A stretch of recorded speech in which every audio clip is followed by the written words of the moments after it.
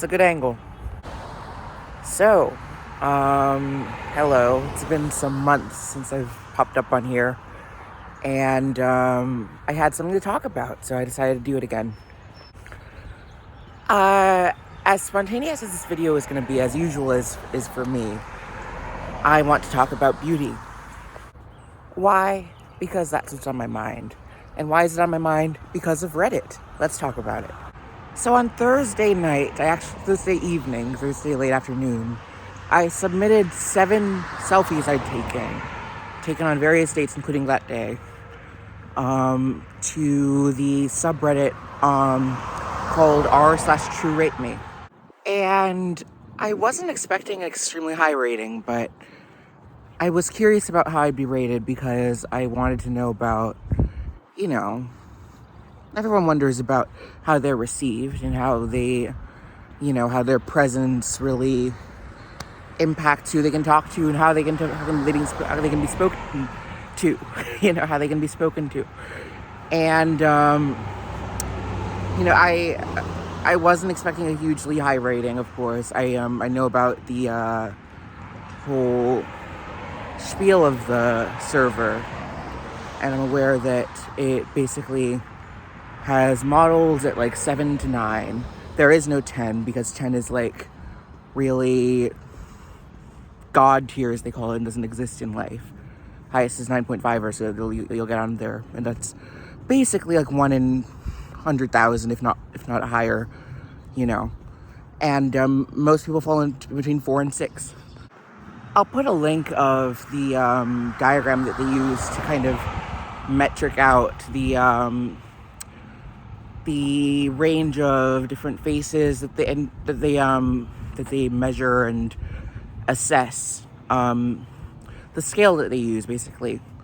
I'll put that down in the description. Before I continue, I've changed scenery slightly just to get into a bit of how I've been the past few months. It's been very interesting. I think firstly I should probably discuss what's happened for me the past few months, because otherwise there's no context to this video, is there? So I'm at Brookdale still. I had a lovely fall semester. This spring semester has been kind of a bit more cumbersome because I don't know, computer science really wrecked me a bit. But so I dropped that class, actually. And I did not drop all 4 of my classes last semester, which is a big feat for me, actually, come to think. And I got through them all with passing grades, and significantly passing grades. So I'm pleased with that. This semester I have done fairly well with the classes that remain, but it's still difficult. I think also, actually very recently, I've really been making a lot of strides with open micing again, and allowing myself to, really be confident and present in each performance. Because the thing is also with like songwriting, with composing stuff, is you do have to be able to demonstrate the thing you've written however you can. You really do have to. Otherwise, it doesn't have credit. It doesn't have credit in the general stock of things. People aren't going to take it as seriously because it's just hypothetical. It's just hypothetical then. So, yeah, you have to do it. You have to make sure that, like, you can really convey what you've written.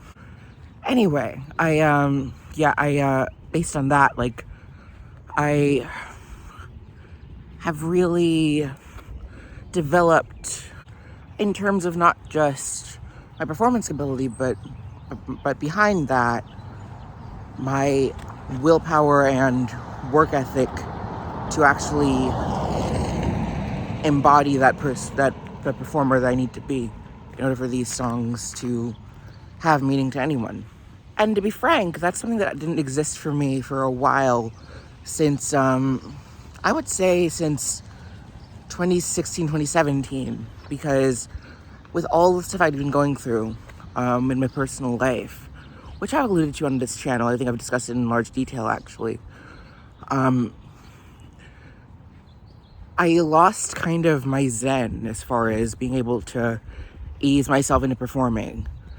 And of course, the first time I ever performed in a public venue was in 2016.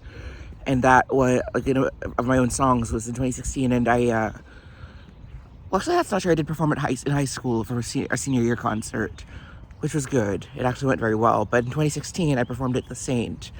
And I got really tense because I realized that I assumed that they had a piano there.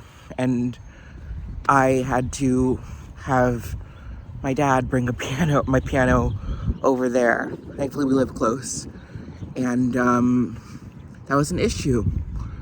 But yeah, I feel more restored at this point as far as being able to perform with presentness and confidence on a stage. And that is so essential. I'm still trying to figure out what my brand exactly is as an artist, which is agonizing because it's been several years since I've really been started pursuing that. But I think I know who it is. I have this sort of dissonance between who it is and who I'd like it to be, because of course I'd like to be, of course, that like bombshell person or whatnot in order to have sex appeal and sort of those things, which actually gets into what I'll talk about in this video later. But and I guess I do have some of that, depending on the day, depending on how I feel. But it's okay to be a bit of a more librarian sort of person as well. That's fine too. It's okay to have maturity and sort of reserve, I suppose, or reservedness, I suppose. That's fine as well. I also got a job as a voice feminization teacher for this school called Modulation Institute, which is lovely. And I have a lovely boss. Her name's Allison Bieber. Yes, Bieber. And she is a darling. And we have several teachers on board right now. We've had 130 students come in. And I'm not sure if that's actually all time or if it's right now. I'm not sure. We've had a lot of students come in. It's a pretty new school. It's a couple years old. And yeah, I'm pleased with that job. It's really given me a lot of purpose in the past few months. And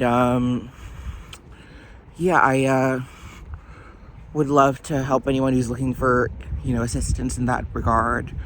Any trans woman who's looking to feminize her voice and to really come into her own as far as that. That is something that I can help out with. And yeah. And as a preface to that, or postface to that, I guess I will admit that yes, I do get worrisome about that because I don't have formal qualifications as far as that, but I have a lot of experience with that, and I've studied among a lot of, high regarded voice feminization teachers, such as Yana Eros and Zoe Alexandria and Claire Michelle. Not on good terms with Zoe Alexandria, but nevertheless, I on fair terms with the other ones. So I've studied with them and with their cohorts and acolytes, and I've studied for years as far as that, and I've done work as far as that for years. And so, it becomes a bit of an issue of controversy for myself, yes, because I think about the struggles I've had with voice and the struggles I've run into with, certain teachers, that one. And, I have doubts about it, but then again, I was hired, and I've also taken Renee Oxen's course as far as voice teaching, for feminization and masculinization and alteration as a whole. And, it's not overwhelming for me. It's like, I understand this field. It's just informal for me. That's all it is. But, at very least, it's very good for intern work and for, building my resume and seeing where I can go with this as a whole professionally. So, yeah. I've actually discussed more about that on my TikTok, Shy Extroversion, as far as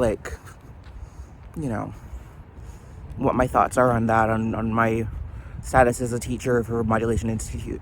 Because I'm very open about that, because I feel it's useful and important to be. So, And yeah, I get that my voice, of course, is like androgynous or whatnot, you know, which is fine. I mean, honestly, there are plenty of women with that sort of voice to them. And of course, moreover, it's me. This is my voice, not someone else's. So if that's where I feel at rest with most after all of this work, then so be it. I take it, you know. At one point, you have to be able to take your voice as is, you know, and kind of, I don't know, maybe that's everyone has goals, you know. At some point, you have to live with your voice and just live in it and embody that and just breathe and communicate and sing a bit if you want, you know. And of course, if I wanted to talk like this, of course, I can do that in time, and I do that at times anyway. But it's not always necessary. So yeah, there we go. Anyway, back to the video. Oh my god. Postscript. That was the word I was looking for, not postface. But yeah, I mean, we can get into the ratings, I suppose, as far as how they rank. So 9 is essentially the most beautiful of supermodels. And 8 is essentially most models with a real full career, you know. And then 7 is like above average. And of course, there's also minutiae between like 7.5 and 7.8 and 8.4 and, you know, all those things. I'll rush through. 7 is like really above average, and like you could probably get into modeling or something, but like it's decent, you know, it's like it's above average. 6 is more so like, you know, the above average of every day above average. And then 5 is essentially average. 4 is lower tier of average. 3 is, you know, unattractive, but sort of not repulsive. That's what they described it. Especially 3.5. That's like probably the upper tier of unattractive. Maybe 4 is even the upper tier of unattractive. And then 2.5 even, you know, is unattractive. Like, few people are gonna really be into you. 2 is totally unattractive. 1 is like repulsive. 1.5 is repulsive. And beyond that, like, they don't count. I want to note also, they measure entirely around face. And also it's separated by gender. So there's male and female faces. There aren't non-binary faces to them. And, you know, it's based around like symmetry of the face and, you know, distinctive features, but also like a sort of ideal, which to me, honestly, it seemed like based on the rankings, there were very few.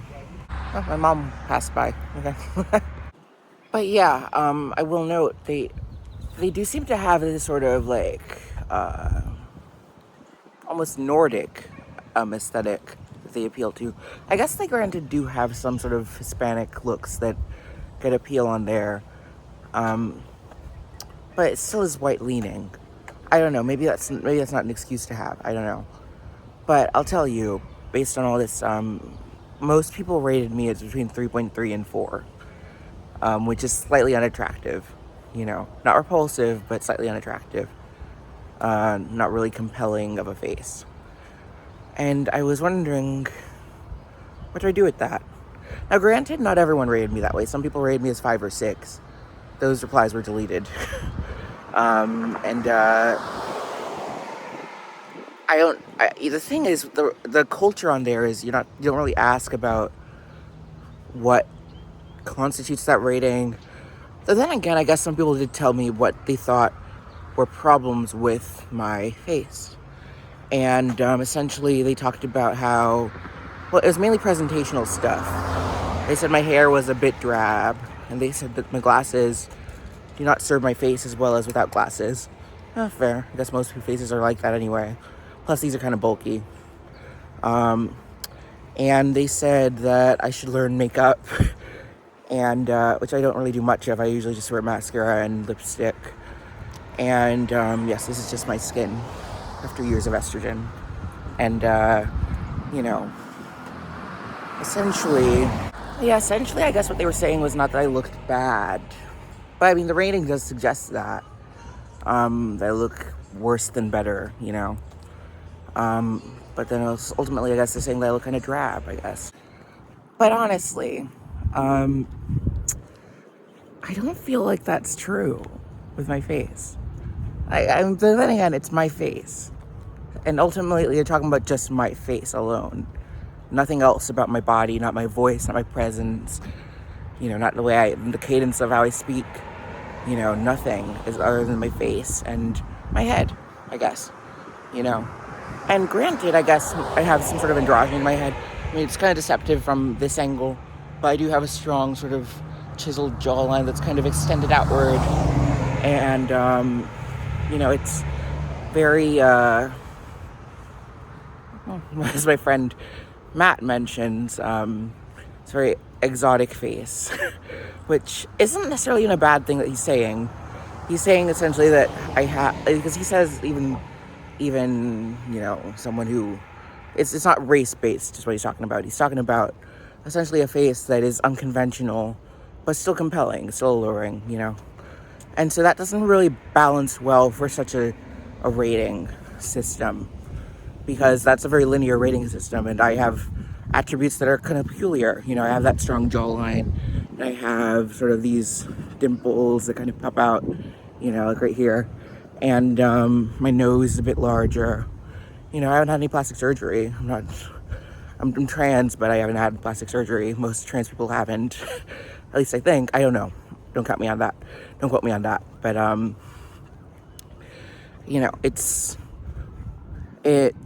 So let me tell you how it made me feel. It made me question life, the universe, and eternity itself. But you know what? It did actually make me feel a bit, frumpy about myself. Because, of course, everyone wants to feel like they are attractive, and everyone wants to feel like they have something to offer physically, not just mentally, not just behaviorally, not just productively, but physically as well. They want to feel like they got a little something going on, and that made me feel a bit down about myself. But I also did to myself, because I was like, I submitted that to the rating system, and I was like, I feel like it's good to have an objective understanding of or a balanced understanding of where, you stand as a person, where you fit as a person in this great thing we call life. And so I submitted myself to that, because I was like, okay, once and for all, if I want to, make any sort of profitability over my countenance or my body, not in like an OnlyFans way, but still an image, or even modeling. Damn, I dropped my phone. Thank God for cases. For 2009, I'd be screwed. But honestly, I mean, a few reasons why I submitted it. A big one was that I wanted to know how well I passed, and see if it came up as oh, this is a trans woman. How do we do this?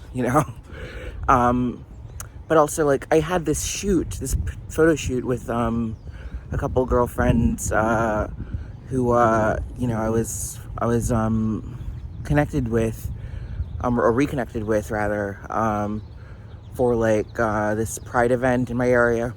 And the thing is, we have very different frames. I mean, they have more similar, we have all very different frames, actually, all three of us.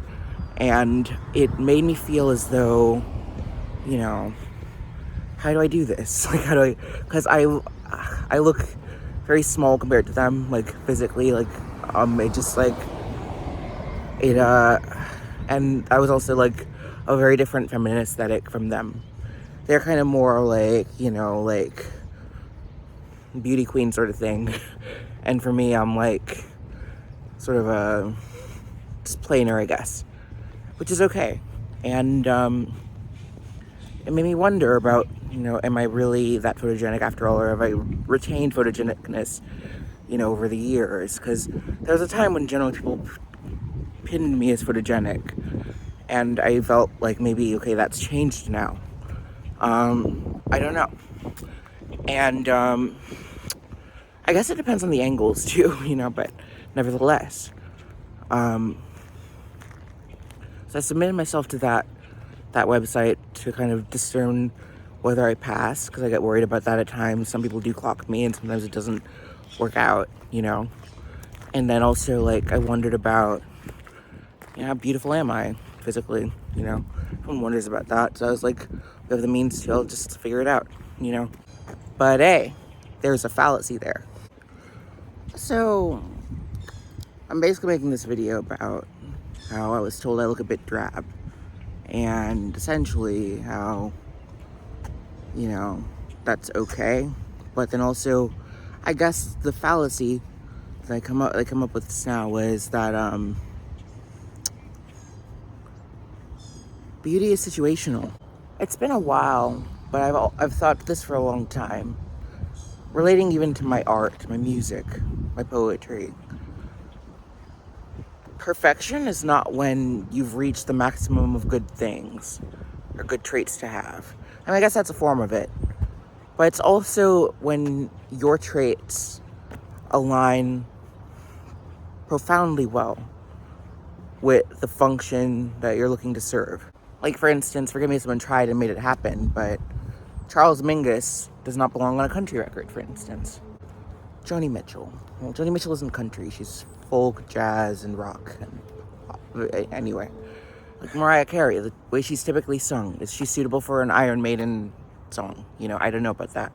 And of course, Mariah Carey, alongside with Whitney Houston and maybe even Celine Dion, are thought of as like supreme songstresses that, you know, no one can touch and that, you know, everyone looks up to. I'll even look at my own attraction to women and people. Personally, the supermodel look often feels untouchable to me. Like, it is a beautiful thing, but sometimes I have this phenomenon where I'm like, okay, she looks really good, but like, who is she? Or rather, what story is there to tell when someone looks that good? Of course there's one, but like, the tragedy of looking that good is people don't think you're human.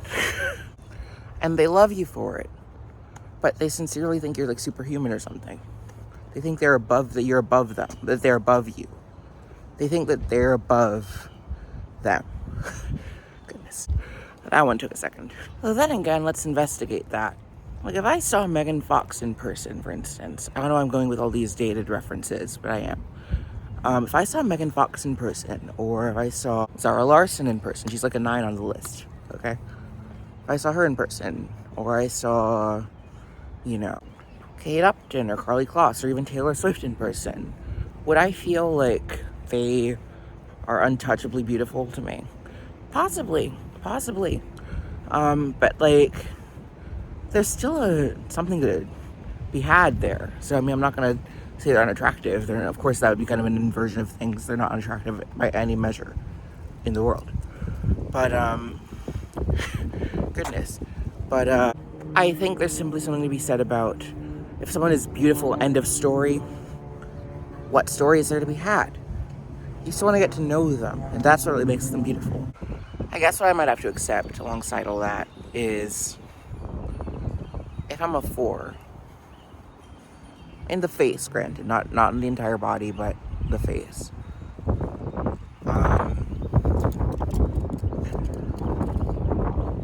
And even then, they said more so in the 3s, actually.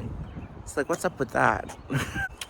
But even that, okay, if I were 3.5, 3.4, okay, 3.6, any of those. And that's with glasses, of course. And then, of course, there's stuff I have to lean on alongside that. And I suppose those things can be deemed recontextualizers. Things that bring out the beauty available in me and that make me someone worth having. And I think I have those. You know, while I might be struggling career-wise, I'm still very talented. And I have, you know, a very charismatic sort of personality. And I'm very intelligent. And, you know, I'm very courteous and compassionate. And I'm very perceptive and insightful. You know, all these things.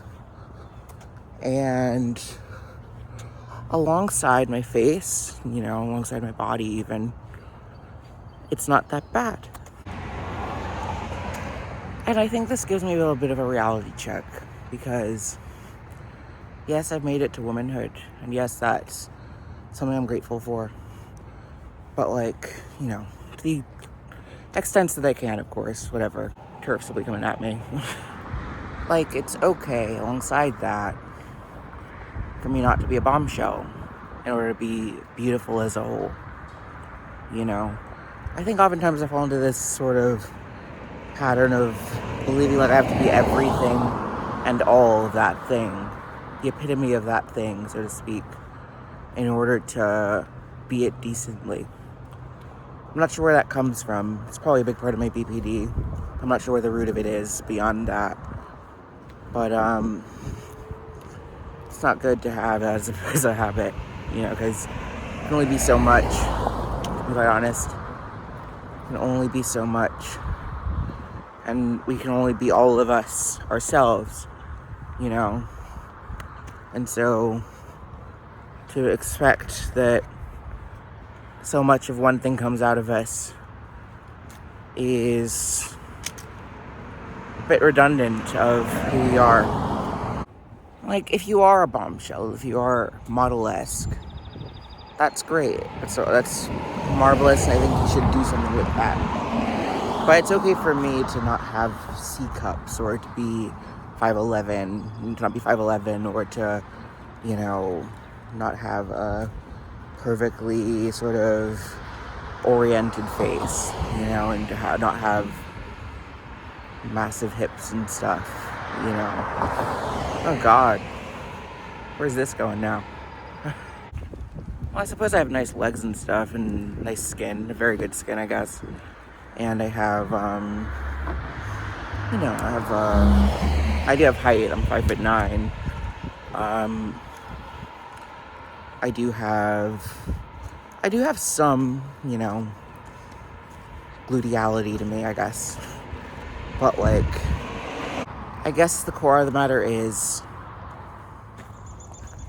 you don't have to be everything to be something. You don't have to be all to be enough. You don't have to be all to be sufficient.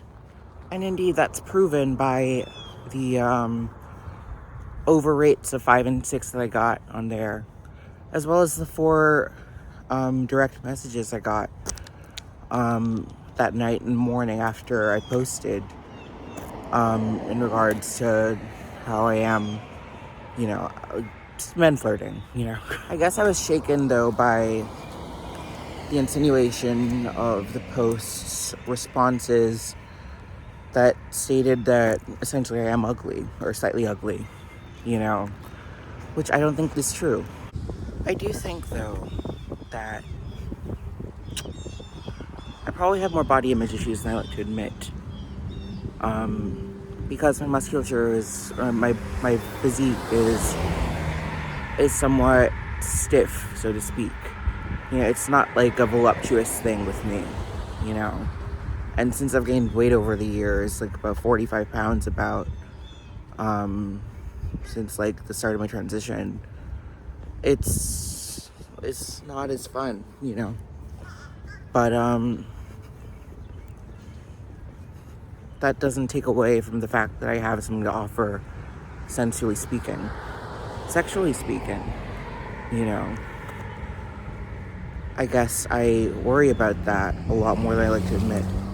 But honestly, does everything about my body have to be perfect? I mean, not that anything about my body is perfect. But, does my face have to be like some sort of Western, granted, ideal, you know, of some sort of, you know, Vogue cover face in order for me to be designated as pretty or as attractive? No. And people don't even function that way as far as how they view attractiveness, because the whole personhood is what's valued and evaluated. If you're a ditz, if you're empty, which few people are empty, you know, if you are not full of wisdom and insight into your own life and the world around you, if you're not willing to have that conversation with people, if you're not willing to be present with them, if you're not willing to value their time or what they have to say, all these things. In some ways, outwardly, I was more beautiful years ago, like 2018, 2019. But I've grown so much since then that I think it's irrelevant. I think I'm more beautiful now in that regard than I was. I think that's another fallacy of such a list, because it's a shallow rating of, sort of physiological or mathematical ideals of how a face is supposed to look, versus taking into account the entire body, for one, as well as the, situations that body has endured or has been born into, as well as, more importantly, the person behind that body. And I think, as a result, yes, I do think that subreddit should exist. I think it's still something that is decent, though maybe I shouldn't have said that, because maybe someone would actually think differently, and then maybe I'd have another victory in my hands. But, goodness. It doesn't have to be like that. And it isn't like that. There's a lot more for someone to offer than their countenance, even physically. And moreover, on a spiritual, personal, interpersonal level, yes, much more. So, I'm not worried, not bothered by it. But I think about it, Si te dérangeais pas. And I think we found our point. I think we found our rub. Because with the head in the clouds, it gets foggy, gets airheaded, I think I'm a lot more grounded now. I think it's okay for me to look as I look. I think it is attractive. And I think it is decent enough, moreover. I think it's even a bit photogenic, given the right angle, So, most of the angles, some don't work, but most do. And, I think that my personality and even with BPD and my, talents, mes astuces, my tricks and skills, are sufficient for people to be pleased and appreciative of me. It's just I need a stable job, damn it.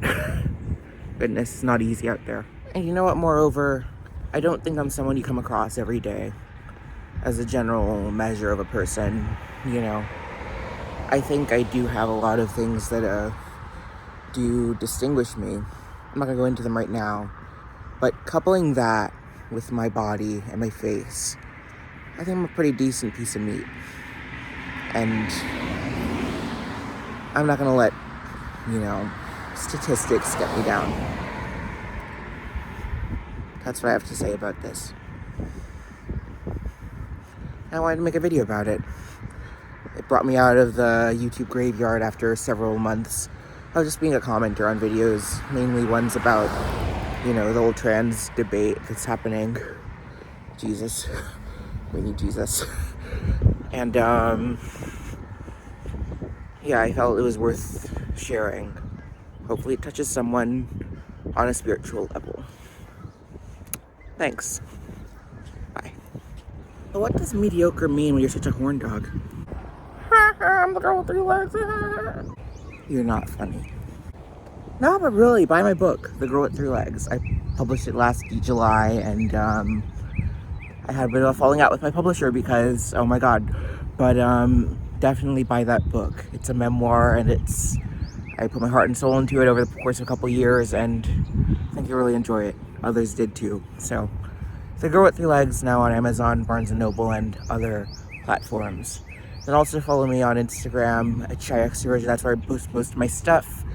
And then also, I'm on TikTok at Shy Extroversion, trying to get back into that too every while. So, yes, shy extroversion, Jillian Omatoso, Jillian Louise Omatoso, all that jazz. And all that jazz. See you soon. When you learn what you are, your beauty is limitless. When you work from what you are, the beauty you emit is limitless.